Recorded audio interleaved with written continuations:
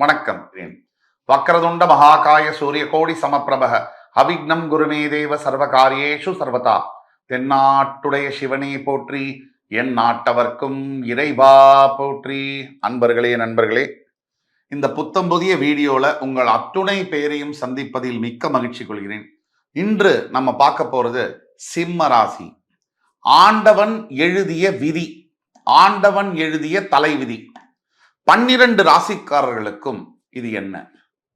அந்த வரிசையில நாம இதுவரைக்கும் பார்த்தது மேஷம், ரிஷபம், மிதுனம், கடகம். இன்று நாம பார்க்கவிருப்பது சிம்மம். இப்ப இந்த வீடியோவை எப்படி எடுத்துட்டு போறோம்னா, ஆண்டவன் எழுதிய தலைவிதி இது என்ன சிம்ம ராசிக்காரர்களுக்கு? வாழ்க்கையில சில விஷயங்களை நம்மால மாற்ற முடியும், சில விஷயங்கள் நம்மால மாற்றவே முடியாது.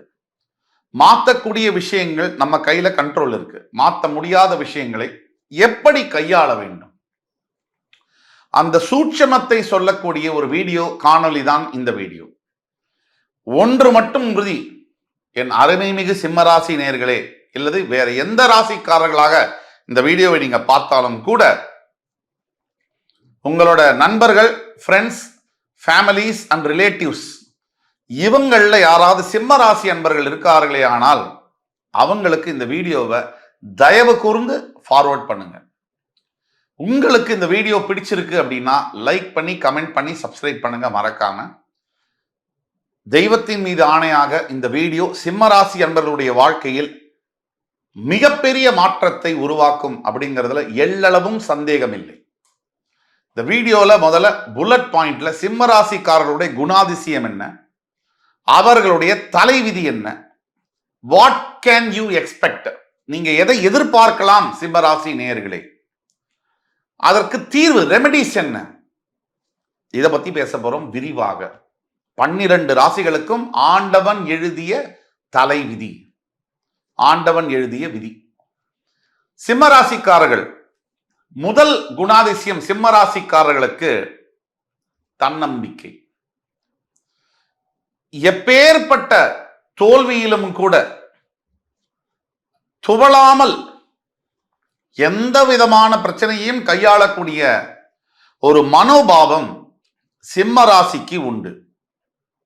சிம்ம ராசி காலபுருஷனுடைய 5ஆம் வீடு, சூரிய பகவான் ஆட்சி பெறக்கூடிய வீடு, மகம், பூரம், உத்திராடம் நட்சத்திரங்கள் வரக்கூடிய வீடு. சூரியன், இந்த சூரியனை சுற்றிதான் நவ கிரகங்கள்ல சூரியனை சுற்றிதான் மிச்ச 8 கிரகங்களும் சுழலுகின்றன. சூரியனே பிரதானம். ஆர்பிட் சிஸ்டம் என்று சொல்லக்கூடிய சயின்டிபிக் ஆர்பிட் சிஸ்டம்ல கூட சூரியன் அங்கதான் இருப்பார், அவரை சுற்றி எல்லாருமே சுழலுவாங்க. ஒளியை தன்மையை சான்று இருப்பதுதான் ஜோதிடம். ஜோதி என்பது ஒளியாகும். ஜோதிடம் என்பது ஆன்மாவை குறிப்பதாகும், நம் உயிரை குறிப்பதாகும்.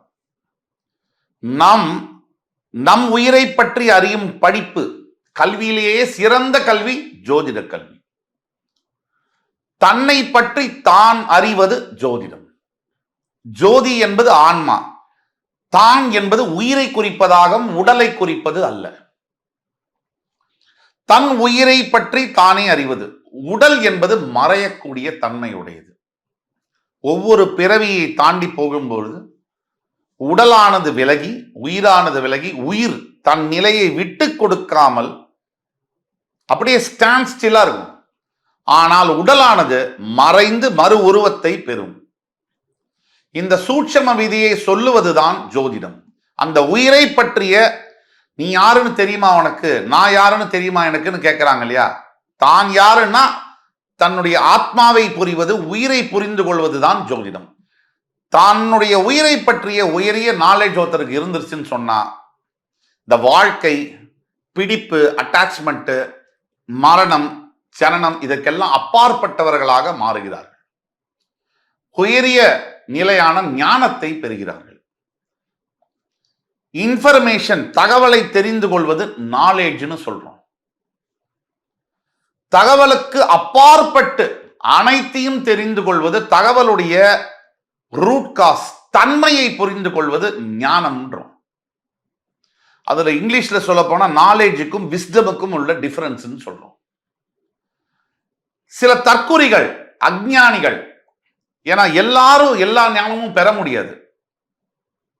நீங்க தவறாக சொல்லல, ஒரு சில மிருகங்களை நீங்க என்னதான் குளிப்பாட்டி நீங்க ஒரு பெரிய பஞ்சு மெத்தையில படுக்க வச்சா கூட தான் என்ன செய்யணுமோ அதை தான் செய்யும். அதோட இயல்பு அது, அதை மாற்ற முடியாது. அப்படி மனிதர்களையும் கூட சில பேர் உண்டு. நாம் இந்த சேனல், யூடியூப் சேனல் மூலியமாக எத்தனை சிறந்த கருத்துக்களை கூறினாலும் கூட சில பிராணிகள் இருப்பார்கள், அவர்களுடைய சக்தி எதுவோ அதன் வழியா தான் புரிஞ்சுப்பாங்க. நம்ம அவங்கள பத்தி ஒன்றும் சொல்ல முடியாது. அது அவர்களுடைய கர்மா, அவங்க வந்த வழி. 195% பேர் நம்முடைய சேனலை ஃபாலோ செய்யக்கூடியவர்கள், ஆன்மீகத்தில் இருக்கக்கூடியவர்கள், நாம என்ன சொல்ல வரோங்கிறத மனம் திறந்து கேட்பார்கள். எல்லாரும் நினைச்சுக்கிறாங்க, இந்த கமெண்ட்ஸ்ல கூட சில பேர் எழுதுவாங்க, ரெவின்யூக்காக நம்ம பேசுறோம். என்னுடைய சொந்த வாழ்க்கையில எனக்கு பணம் என்பது அவசியம் இல்லாத ஒன்றுன்னு சொல்ல மாட்டேன், எல்லாருக்கும் அவசியம்தான். ஆனாலும் கூட என்னுடைய தனிப்பட்ட முறையில எனக்கு பணம் இது மூலியமா வந்தாதான் என்னுடைய ஜீவனம் அப்படிங்கிறது அவசியமே இல்லை, அதற்கான தேவையும் இல்லை. நாம ஏதோ ஒரு நிலையில நம்மளுடைய கல்வி, நம்மளுடைய கடவுள் நமக்கு கொடுத்த பிச்சை, இதை மக்களுக்காக ஏதாவது சர்வீஸ் பண்ணணும் அப்படின்னு சொல்லிட்டு தான் வரும். ஆக சிம்ம ராசி மிகப்பெரிய ஒரு ராசி, இந்த ராசி மண்டலத்துல மிகப்பெரிய ஒரு ராசி. சிம்ம ராசி அனைவரையும் கவரக்கூடிய ஒரு ராசி. சிம்ம ராசியில் பிறந்தவர்கள் தனக்கே உரிய மிடுக்குடன், தன்னம்பிக்கையுடன், எப்படிப்பட்ட சோதனைகள் வந்தாலும் துவளாமல் அதை சந்தித்து அழுதோ புரண்டோ விம்மியோ கத்தியோ சண்டை போட்டோ கோவப்பட்டோ ஒரு நிலையை அவர் அடைவார்கள். என்னன்னா அதை தாண்டி அடுத்ததுக்கு போவாங்க. வேறு எந்த ராசிக்கும் இல்லாத ஒரு சிறப்பு சிம்ம ராசிக்கு உண்டு, ஈகை குணம். ஒருத்தர் கஷ்டப்பட்டு நின்னுட்டா, தனக்கு இருக்கோ இல்லையோ, தான் யாரு பிடிச்சவங்களோ பிடிக்காதவங்களோ, எதிரியோ நண்பனோ, உடனே எடுத்து கொடுக்கக்கூடிய தன்மை என்பது சிம்ம ராசிக்கு ரத்தத்தில் இருக்கும், பிறப்பிலேயே இருக்கும். ஸோ செல்ஃப் கான்பிடென்ட், செல்ஃப் சென்டர்டுன்னு கூட சொல்லலாம். ஒரு சில விஷயங்களில் சிம்மராசி அன்பர்கள் சுயநலவாதிகளாக கூட இருப்பார்கள். ஆனால் ஒரு விஷயம் உண்மை, இந்த சுயநலத்துல ஒரு பொதுநலம் என்பது இருக்கும். இன்னொரு குணாதிசயம் என்னன்னு பார்த்தோம்னா, ரொம்ப எமோஷனலா இருப்பாங்க, சென்சிட்டிவா இருப்பாங்க, சின்ன சின்ன விஷயத்தையும் மனசுல ரொம்ப உள்ள எடுத்துக்குவாங்க. இதுல இரண்டாவது பாயிண்ட் என்னன்னு பாத்தீங்கன்னா, தாங்கிட்ட இருக்கிறத எல்லாத்தையும் தாங்கிட்ட இருக்கிறப்ப 2-3 கட்டங்கள் வாழ்க்கையில உண்டு. ஒண்ணு, பணம் வரும் போகும். பணம் இருக்கிறப்ப சிம்மராசிக்காரர்கள் எல்லாருக்கும் எல்லா உதவியும் செஞ்சுட்டு, யார்கிட்ட இருந்தும் தனக்கு ஒரு ஆபத்துங்கிற போது எந்த உதவியும் கிடைக்காமல் இருப்பது அவருடைய குணாதிசயம். எல்லாருக்கும் எல்லாம் செய்வாங்க, ஆனா எதிர்பார்க்கவும் மாட்டாங்க. யார்கிட்ட இருந்தும் எந்த உதவியும் எதிர்பார்க்க மாட்டாங்க, கஷ்டம் இருக்கும் போதும் கூட. இது ஒரு குணாதிசயம். மூன்றாவது என்னன்னா, 12 ராசிகளில் உச்சபட்ச பிடிவாதம் உள்ள ஒரு ராசி சிம்ம ராசி. நீ என்னன்னா சொல்லு, யாரு வேணா, அப்பா அம்மா, ஸ்கூல்ல படிக்கிற வாத்தியார், கணவன் மனைவி, மாமனார் மாமியார், குழந்தைங்க, நண்பர்கள், ஆபீஸ்ல வேலை செய்யற பாஸ், ஏன் குருமார்கள், யாரு தெய்வமே நேரம் சொன்னா கூட போயிட்டு வாப்பா, எனக்கு தெரியும் எல்லாம் அப்படிங்கிற குணம் சிம்ம ராசிக்கு இருக்கும். எல்லாத்தையும் காதல கேட்டுக்கிட்டு தான் என்ன செய்யணுமோ அதை சிறப்பா செஞ்சிருவாங்க. இதுக்கப்புறமா அடமெண்ட் மட்டும் இல்ல, சிம்மராசிக்காரர்கள் மிகப்பெரிய கோபக்காரர்கள். கோபம் இருக்கும் இடத்தில் குணம் இருக்கும்னு சொல்லுவாங்க. சிம்மராசிக்காரர்கள்ட்ட கோபமும் இருக்கும், குணமும் இருக்கும். இந்த குணம் எப்படின்னா, ஈஸியா யாரு என்ன சொன்னாலும் நம்புற குணமா இருக்கும். யார் என்ன சொன்னாலும் உடனே நம்புறது, வெளுத்ததெல்லாம் பாலுன்னு நினைக்கிறது, இந்த குணம் இருக்கும். இன்னொரு முக்கியமான குணாதிசயம், சிம்மராசிக்காரர்கள் தன்னுடைய எதிர்பாலினத்தை கண்டால், இப்போ ஒரு ஆண் சிம்மராசினா உடனே பெண்ணை பார்த்தா அட்ராக்ட் ஆயிடுவார். அதே மாதிரி பெண் சிம்மராசியாக இருந்தாலும் கூட எல்லோரையும் குறிப்பதில்லை. வெகு வாரியான சிம்மராசி அன்பர்கள் 75 முதல் 80% சிம்மராசி அன்பர்கள் பெண்ணாக இருந்தாலும் ஆணாக இருந்தாலும் எதிர்பாலனத்திலே உடனே அட்ராக்ட் ஆவாங்க. இந்த குணாதிசயம் சிம்மராசிக்கு இருந்தே தீரும். இன்னொரு முக்கியமான ஒரு குணாதிசயம் சிம்மராசிக்காரர்களுக்கு எளிதில் மற்றவங்களை நம்பி இறக்கப்படுறது. அவர் கையிலேயே 10 ரூபாய் தான் இருக்கும். 10 லட்சத்தை கடன் வாங்கி மற்றவங்களுக்கு ஹெல்ப் பண்ணி அதனால பிரச்சனையில மாட்டிக்கிறது சிம்மராசியுடைய முக்கிய ஒரு குணாதிசயம்.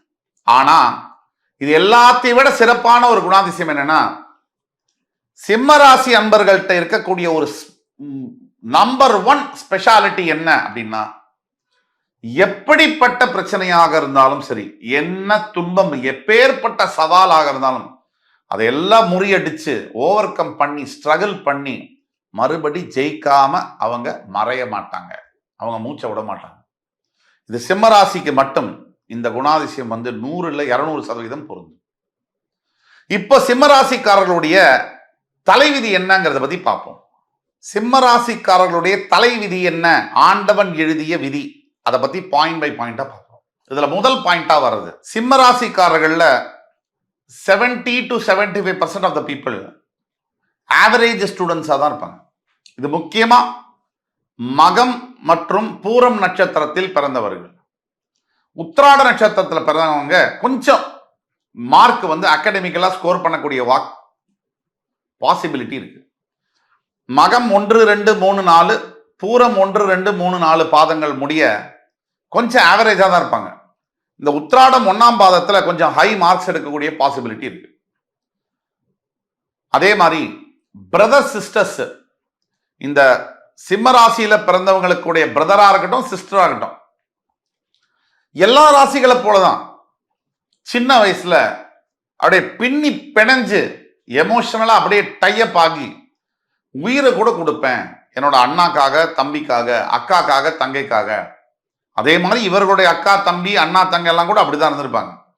ஆனால் சிம்மராசி அன்பர்களுக்கு ஒரு பெரிய தலைவிதி என்னன்னா, ஒரு 25 வயதுக்கு பிறகு இவங்களுடைய கூட பிறந்த சகோதர சகோதரிகள் கம்ப்ளீட்டா இவங்களுக்கு அகைன்ஸ்டா மாறுவாங்க.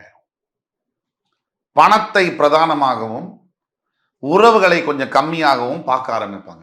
ஆனா சிம்மராசிக்காரங்க நீங்க அவங்க மேல பாசத்தை காமிப்பீங்க. ஆனா அவங்க பதிலுக்கு போட்டியையும் பொறாமையும் உங்க மேல காமிப்பாங்க. இது சத்தியம். என்ன பண்ணுவாங்கன்னா, உங்களோட வளர்ச்சியை கண்டு உங்களோட சகோதர சகோதரிகளே நேர்ல சிரிச்சு பேசினாலும் கூட, சந்தோஷமா இருந்தா கூட பின்னாடி அதை நினைத்து வருத்தப்படுவார்கள், பொறாமைப்பட்டே தீர்வார்கள். இது உங்கள் தலைவிதி. அதுக்கு அடுத்தபடியாக 3வது பாயிண்ட் என்னன்னு பார்த்தோம்னா, சிம்மராசிக்காரர்களுக்கு பொதுவாகவே இந்த மக நட்சத்திரம், உத்திராட நட்சத்திரத்தில் பிறந்தவர்களுடைய சிறு வயது வாழ்க்கை அத மாதிரி ஒரு அருமையான வாழ்க்கை இருக்க முடியாது. இந்த சைல்ட்ஹுட் மெமரிஸ் சொல்லுவாங்க. ஒரு பொக்கிஷங்களை சுமந்து கொண்ட ஒரு வாழ்க்கையாக அனைத்து சிம்மராசியில் பிறந்த மக நட்சத்திரம் மற்றும் உத்திர நட்சத்திரத்துக்காரங்களுக்கு இருக்கும். 95% இருக்கும். ஒரு 5% விதி விலக்குகள் விதி ஆகாது. ஆனா பூர நட்சத்திரத்துல சிம்மராசியில பிறந்தவர்களுடைய வாழ்க்கை அப்படியே நேர் எதிர்மாறு. சிறு வயதுல சைல்ட்ஹுட்ல சில பேர் தாய் தந்தையரை கூட இழந்து சிங்கிள் பேரண்டா இருந்து மிகப்பெரிய சிரமங்களுக்கு உள்படுற மாதிரி பூரம் நட்சத்திரத்தில் இருக்கக்கூடிய சிம்மராசி என்பவர்களுக்கு இருந்திருக்கும். எல்லோருக்கும் அல்ல, 90-95% நபர்களுக்கு இருக்கும். பொதுவாக மகம் மற்றும் உத்திராட நட்சத்திரத்தில் பிறந்த சிம்மராசி என்பவர்களுக்கு சைல்ட்ஹுட் லைஃப் கோல்டன் எராவா இருக்கும். பூரம் நட்சத்திரத்தில் பிறந்தவங்களுக்கு இந்த சைல்ட்ஹுட் லைஃப் என்பது ஐயோ அதை நான் மறக்கணும் அப்படிங்கிற மாதிரி இருக்கும். அனைத்து சிம்மராசி அன்பர்களுக்கும் இந்த ஜாபு, கெரியர், இந்த மாதிரி தலைவிதி அப்படின்னு பார்த்தோம்னா, அரசாங்கம் சார்ந்த உத்தியோகங்கள், அரசு எந்திரங்கள், கவர்மெண்ட் ஏஜென்சிஸ்ல வேலை பார்க்கக்கூடிய யோகங்கள், அதே மாதிரி ஐடி செக்டர்ல பணிபுரிவது தான் நல்லது கொடுக்கும். பெரும்பாலான சிம்மராசி அன்பர்கள் இந்த யூபிஎஸ்சி எக்ஸாம், ஐஏஎஸ், ஐபிஎஸ்க்கு படிக்கிறது இதெல்லாம் ரொம்ப கரெக்டான ஆப்ஷனா இருக்கும். அதே மாதிரி அரசாங்கம் சார்ந்து எது செய்தாலும் சரி, அரசாங்கத்தில் வக்கீல், டாக்டர், இன்ஜினியர் இல்ல வந்து ஒரு போலீஸ், இல்ல அரசியல் நடத்தக்கூடிய தலைவர்களை எதுவா இருந்தாலும், அரசியல், அரசாங்கம் சார்ந்த துறைகள், அரசு பேஸ் பண்ணி இருக்கக்கூடிய கவர்மெண்ட் என்டர்பிரைஸ் ஜாப்ஸ்ல கூட இந்த சிம்மராசி அன்பர்களுக்கு மிகப்பெரிய கரெக்டான ஜாபா இருக்கும். தலைவிதிக்கு அதான். வேற எந்த ஜாப்ல சிம்மராசி அன்பர்கள் போனாலும் சற்று இழுபறியாக தான் இருக்கும். இவர்களுக்கும் தொடர்ந்து நிம்மதி இருக்காது. வேலை செய்யற இடத்துல அவங்களுக்கும் தொடர்ந்து இவங்களால நிம்மதி இருக்காது. இதுதான் தலைவிதி. இன்னொரு விஷயம், உங்களுடைய தலைவிதி என்னன்னா, உங்க வாழ்க்கை முழுக்க நிறைய எதிரிகள் இருப்பாங்க. ஜாம் பேக்கடா இருக்கும். அதாவது ஒரு 5 வயசு ஆரம்பிச்சீங்கன்னா உங்களுக்கு பகைவர்கள், எதிரிகள் என்பது தொடர்ந்து நீங்க கடைசியா மூச்சு விடுற வரைக்கும் இருப்பாங்க. அவ்வளவு உங்களை எல்லாருக்கும் பிடிக்கும். ஏன்னா நீங்க நேர்மையா இருப்பீங்க, ஸ்ட்ரெயிட் ஃபார்வர்டா இருப்பீங்க. இது யாருக்கு ஆகும்? இந்த உலகத்துல இது யாருக்கு ஒத்து வரும்? எடுத்தபடி பேசுறது, நேர மூஞ்சியில சொல்றது, இதெல்லாம் ஒத்து வருமா? இதனால உங்களுக்கான பகைவர்கள் எப்பவும் பிஸியா இருப்பாங்க. உங்களை எப்படி கவுக்கெல்லாம் போட்டு தள்ளலாம்னு நிறைய எனிமீஸ் இருப்பாங்க. இது ரொம்ப முக்கியமானது. உங்களோட பகைவர்கள் நீங்க போய் வெளியில விளம்பரம் கொடுத்து சிபிஐ வச்செல்லாம் தேட வேண்டிய அவசியம் இல்லை. உங்ககிட்ட இருக்கிற க்ளோஸ் ஃப்ரெண்ட்ஸ் தான் உங்களுக்கு பகைவர்களா இருப்பாங்க. மிகப்பெரிய பகைவர்களா இருப்பாங்க. அது ஒரு காலகட்டங்கள்ல தான் உங்களுக்கு தெரிய வரும். இதுதான் உங்களுடைய தலைவிதி.